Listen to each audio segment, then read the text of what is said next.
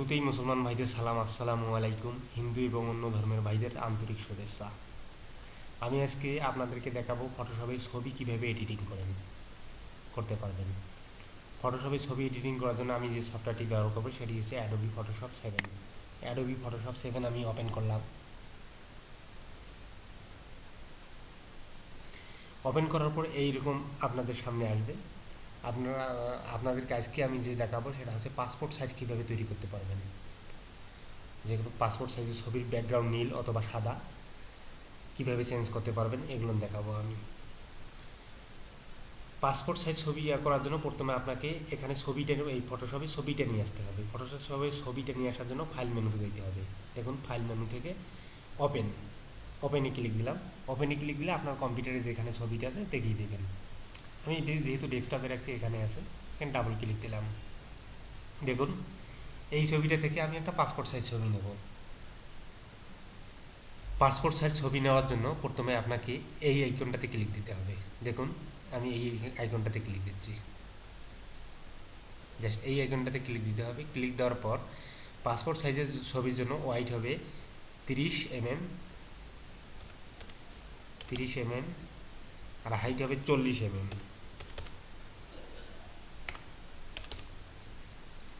আর regulation হবে 300।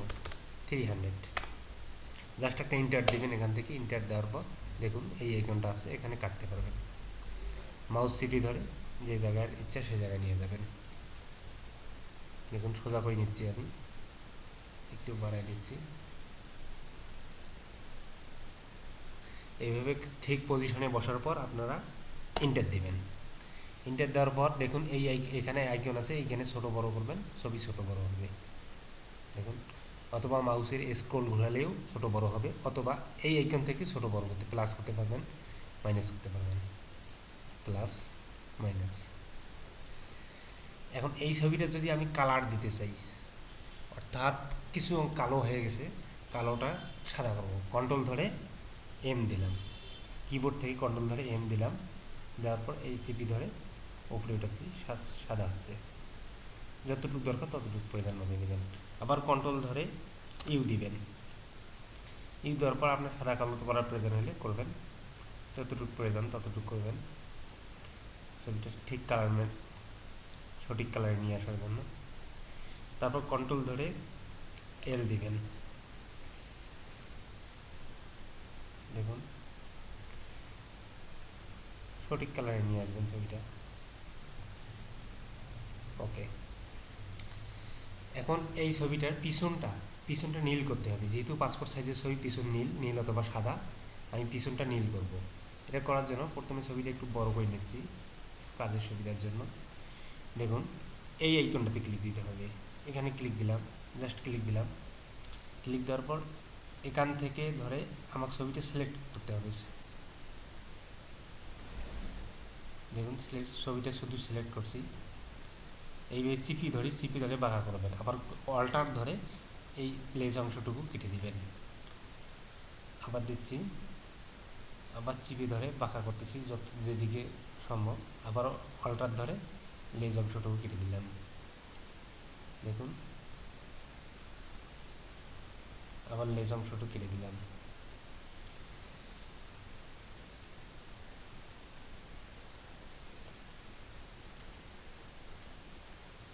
দেখুন আমি নিখুঁত করার চেষ্টা করতেছি, তবে অত নিখুঁত হবে না, আপনারা নিখুঁতভাবে করবেন।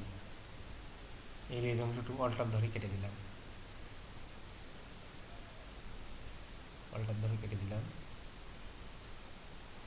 মাউস চিপি ধরে যেদিকে নিয়ে যাবেন, যেদিকে নিয়ে গেলে আপনার সঠিক মাপ আসবে সেদিকে নিয়ে যাবেন। দেখুন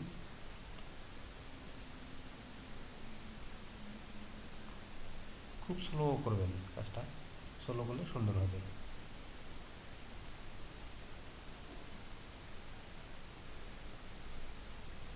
দেখুন আপনাদেরকে দেখানোর চেষ্টা করতেছি। যদি ভুল হয়ে থাকে তাহলে কন্ট্রোল ধরে জেড, আর যদি বেশি ভুল হয়ে থাকে অল্টার কন্ট্রোল ধরে জেড চাপতে থাকবেন, যতটুকু ভুল হয় ততটুকু কেটে যাবে।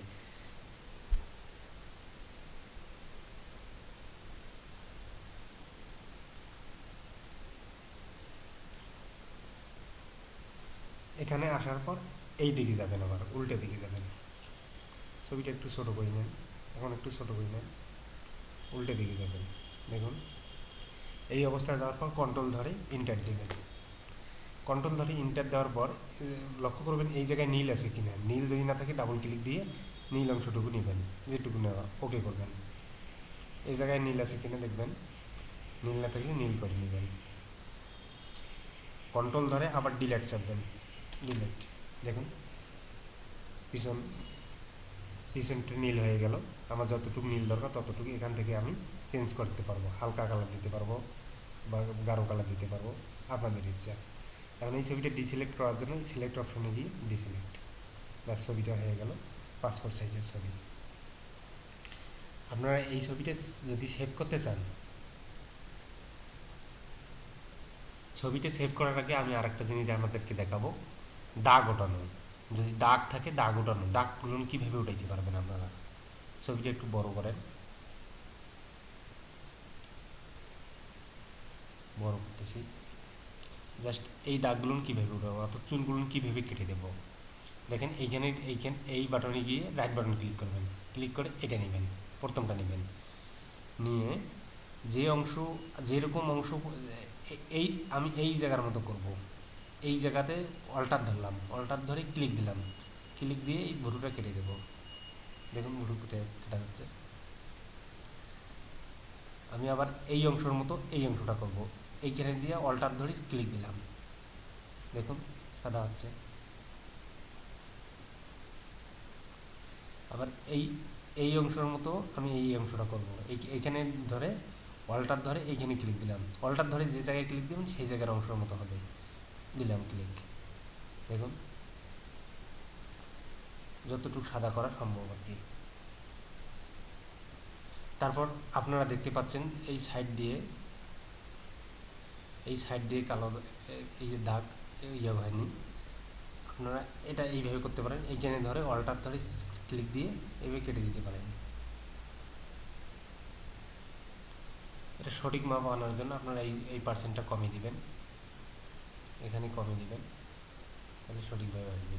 এই চুলের কিছু অংশ কেটে দিলে কেটে দিতে পারবো, আপনারা যতটুকু প্রয়োজন ততটুকু করবেন। এটা যেহেতু দাগটা দেখা যাচ্ছে সেহেতু আমরা এটা দিয়ে কাটি, কন্ট্রোল এক্স চাপলে চলে যাবে, কন্ট্রোল ইন্টার দিয়ে control x.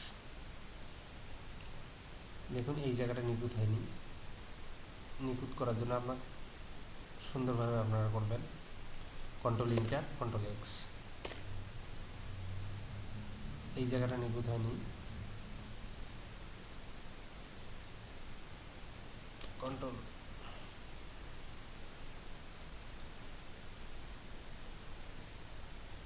Control inter control x, যতদূর নিখুঁত করা সম্ভব আর কি।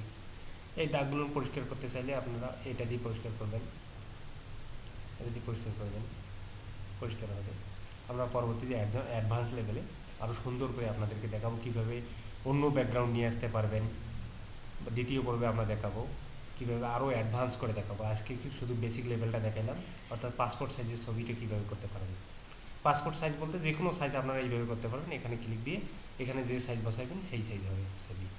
তাই ছবিটা ক্লিক সেভ করার জন্য আপনারা সেভ অ্যাসে যাবেন, এখানে ফাইল মেনু থেকে সেভ অ্যাসে গিয়ে এটা মনে রাখবেন জেপিজি এই ফরম্যাটটা যেন থাকে, যদি না থাকে এই অ্যারোতে ক্লিক দিয়ে নিয়ে আসবেন জেপিজি এই ফরম্যাটে ক্লিক দিয়ে আপনার সেভ দিবেন, ছবি সেভ।